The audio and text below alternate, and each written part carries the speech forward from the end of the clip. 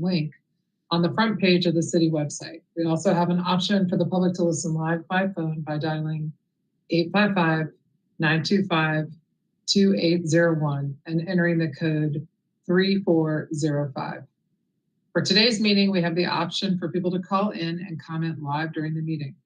To call in and comment live, use the same number, 855-925-2801, meeting code 3405. Your phone will be muted and you will hear the meeting live. At this point, callers will hear, for more options, please press star. Pressing Mayor, star 3 will... I'm sorry, I think we're having issues with our YouTube link. Give me 1 second.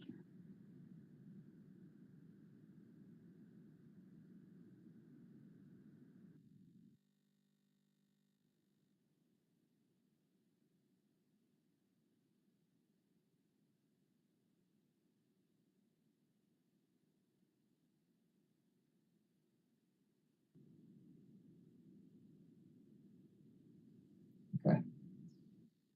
I'll start that section again.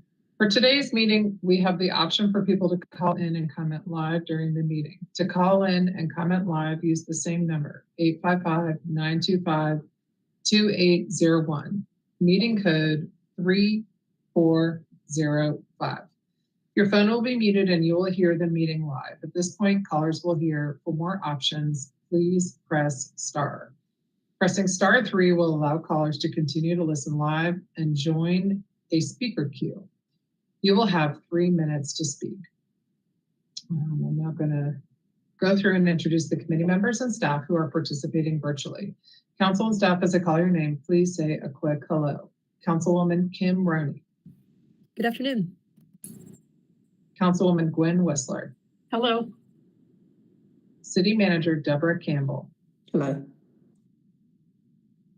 Assistant City Manager Rachel Wood. Good afternoon. City Attorney Brad Branham. Hello, everyone. And Director of Communication and Public Engagement, Dawa Hitch. Good afternoon, everybody. Okay, thank you. To begin with, we're going to approve the minutes. Can I get a motion to approve the minutes from April 12th, 2022? So moved. This is Kim, second. All right, we have a motion and a second. I'll now do a roll call vote to approve the minutes. Councilwoman Roney. Aye.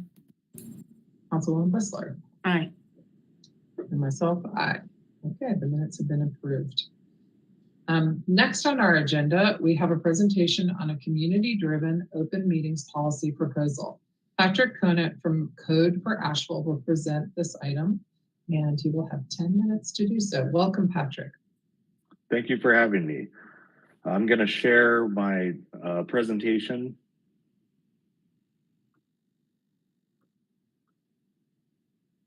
Can you please let me know if everyone can see this? Yes, we can see it. Okay. Thank you. Members of the Asheville Governance Committee, city staff, and everyone watching this meeting virtually. My name is Patrick Conant, and I'm here today to present the Open Meetings Policy, a framework for citizen-powered governance to create more inclusive public meetings. First, a bit of background. I believe that public participation in the government process is a core component of democracy. In North Carolina, the state open meetings law provides minimum requirements for public meetings. However, most cities do not possess local ordinances describing clear, modern policies for how their public meetings are conducted. Sunshine Request and Code for Asheville have advocated for measures to make public meetings more accessible. Due to COVID, we saw an accelerated shift to virtual meetings. All of a sudden, live streamed recordings and remote participation were built into the process. We saw a dramatic increase in participation, providing evidence that new technologies address many long-standing barriers to access. Despite some initial success, we wound up with a patchwork of methods for participation at different boards, and residents became increasingly frustrated at this inconsistent process. Looking to the future, it's unclear if we plan to embrace hybrid meeting formats, or if we'll just revert back to the way things were done before. To address these concerns and to create a more transparent, inclusive structure for public participation, we came up with a community-driven policy solution, which we've named the Open Meetings Policy. We believe that government works best when they build with, not for, an informed and engaged community. We believe that local government, that which is closest to the people, has the greatest ability to implement accessible, participatory systems for public meetings. For these reasons, the Open Meetings Policy starts with a simple but important vision. Local government should commit to take all reasonable measures to increase public participation and eliminate barriers to access for all members of our community. How do we achieve this vision? We propose a collaborative effort to improve 3 key areas. Number 1, knowledge is power, and local government will empower community members with the information necessary to participate effectively in the government process. Number 2, local government will increase public participation and remove barriers to access by modernizing the public meeting process and by providing a variety of ways for the public to watch or participate. Number 3, to build a fair and equitable system for participation, residents will be directly involved in the establishment and modification of the policies regarding public meetings and public input. Here's how we created this policy. We heard concerns from residents and, through our own participation in the process, experienced many of these same problems. We started by documenting these issues and asked, what would a better process look like? After writing up some ideas, we connected with subject matter experts from the NC Open Government Coalition, as well as professors from UNC Asheville. I drafted the Open Meetings Policy and worked with Code for Asheville to share the proposal with local individuals and groups for feedback. In December 2021, we announced our campaign during the public comment period of a city council meeting. We then reached out to individuals and organizations requesting formal endorsements. We requested the opportunity to present the Open Meetings Policy at the February meeting of the Governance Committee.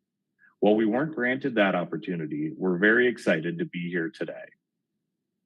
We're just getting started, but we've already received endorsements from 19 local organizations and over 175 individuals.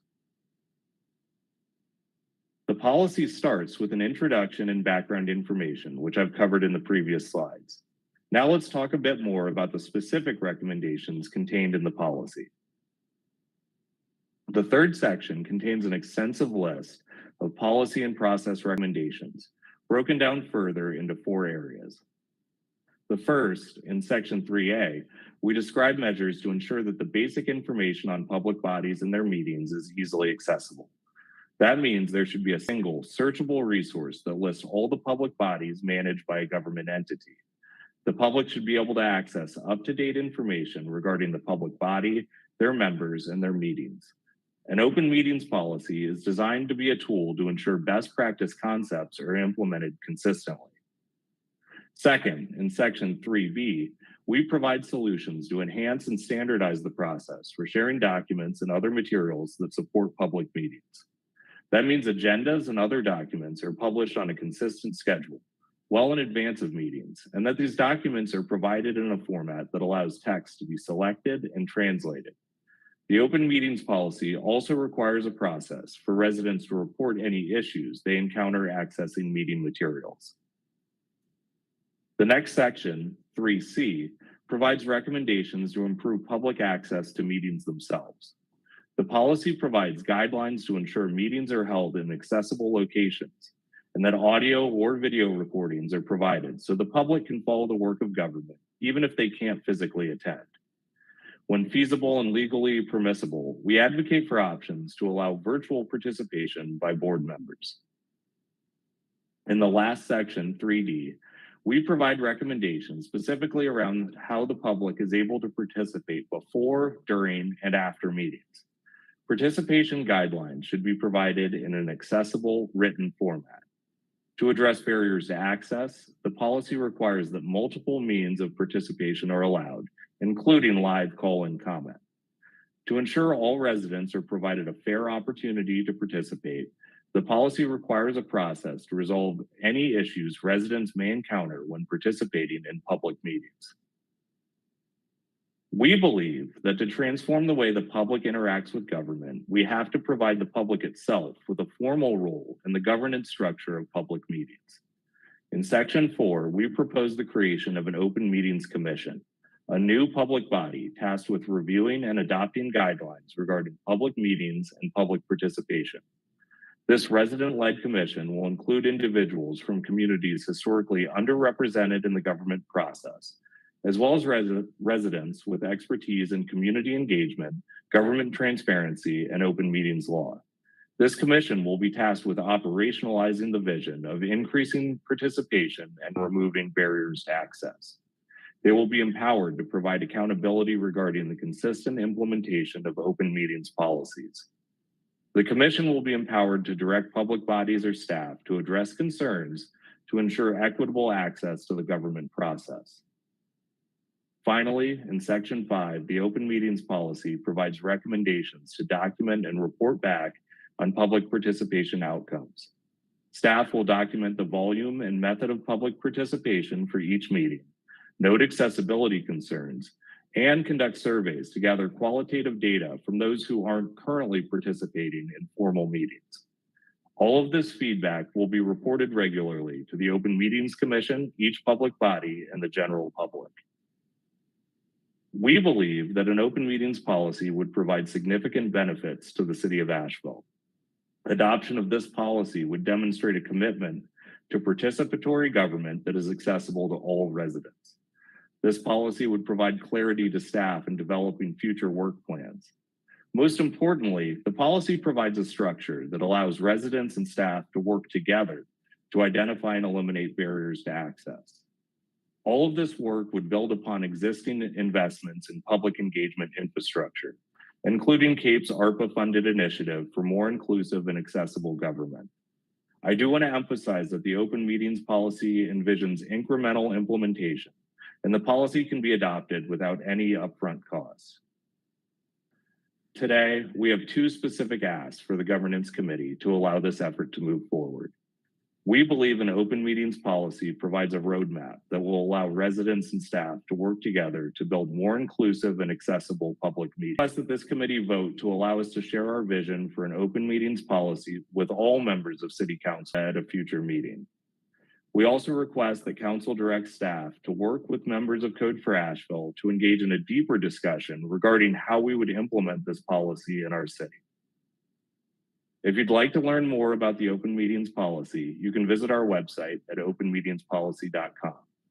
To those watching at home, if you'd like to support our campaign, you can sign the petition as an individual or organization. If you'd like to connect directly with Code for Asheville or myself, you can see contact information on this slide. In closing, I want to thank Holden Mesk, my teammate at Sunshine Request, who helped me create this presentation.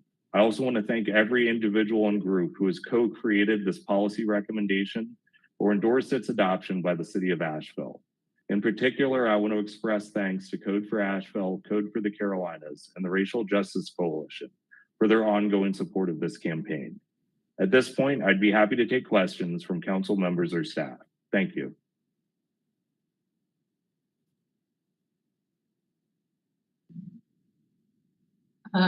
Patrick, I would just like to say, can you guys hear me okay? I think you can. First of all, thank you for making the presentation and for all your work and all the folks that you've thanked for putting work into this, drafting this policy and doing all the work to lead up to drafting this policy. I've read it page for page, and it's very comprehensive. And,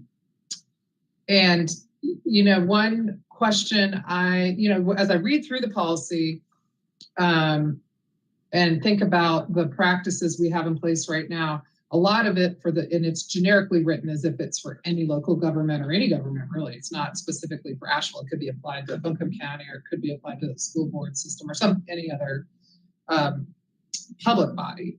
A lot of it is we're already doing. Some of it we're not. A lot of it we are. Some of it we are for city council meetings, but maybe not for subcommittee meeting or another board or commission. Is it intended to apply to every single board and commission that a city or a county or a school system or any whatever public body has, every single board and commission? Yeah, so first I would say that yes, the open meetings policy is written as a policy template that cities, counties, school boards, any government entity could look at this as kind of a set of best practice ideas to implement a local ordinance that provides better public meetings for those managed by your government entity. I would say that as you mentioned, the open meetings policy does emphasize the need for consistency from city council meetings all the way down to boards and commissions. And I think that that's really important because members of the public have to put in work to learn how to participate in the process, how to follow the work of government.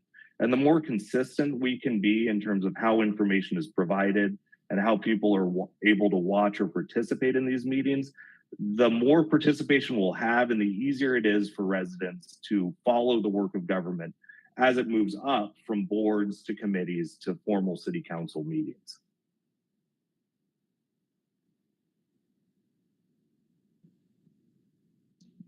And my other question is, and that's very helpful.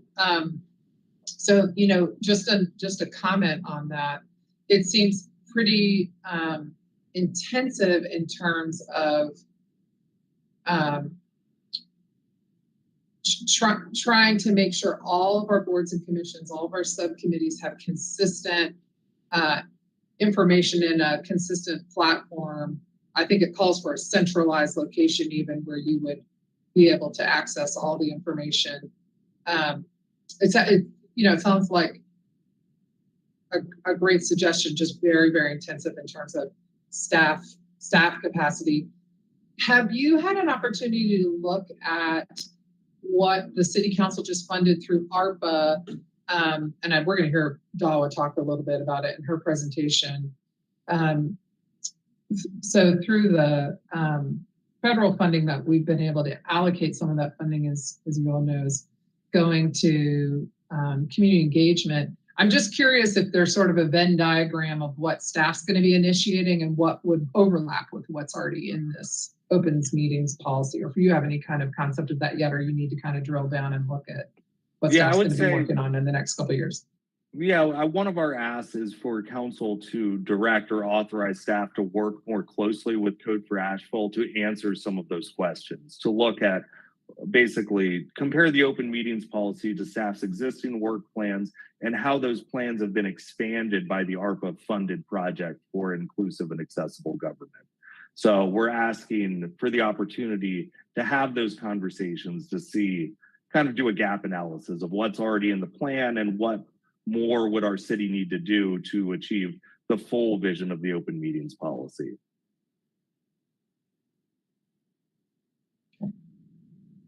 Any other questions? This is Kim. Patrick and Code for Asheville members that are watching, community members and support. I just want to express first gratitude for the work in advance and ongoing, and that's coming ahead. I have heard from folks in this community, but I've also learned from serving with people in our community who are blind. I've served with 4 blind members of our community. And I learned a lot through that board and commission service about what accessibility of documents means. For example, if handouts are handed to an advisor during the meeting, can they participate fully in the work of the board? So I've also learned a great deal about how the meeting happens, what accessibility means for that. And it goes from how the meetings are noticed to how the documents are available to the infrastructure for the meeting itself, and then afterwards the archive. I heard there's a lot of work about all the meeting information being in place. And I wonder if the anticipation that would be more staff capacity, we might actually see it be less in the long run. For example, this week I attempted to find the planning and zoning meeting archive. It wasn't on the city's YouTube page as we've all moved to the YouTube page. It wasn't easily found on the website. And then I found it underneath the planning and zoning documents in a new location that I had never seen before. After years of participating in the city's website and in public engagement.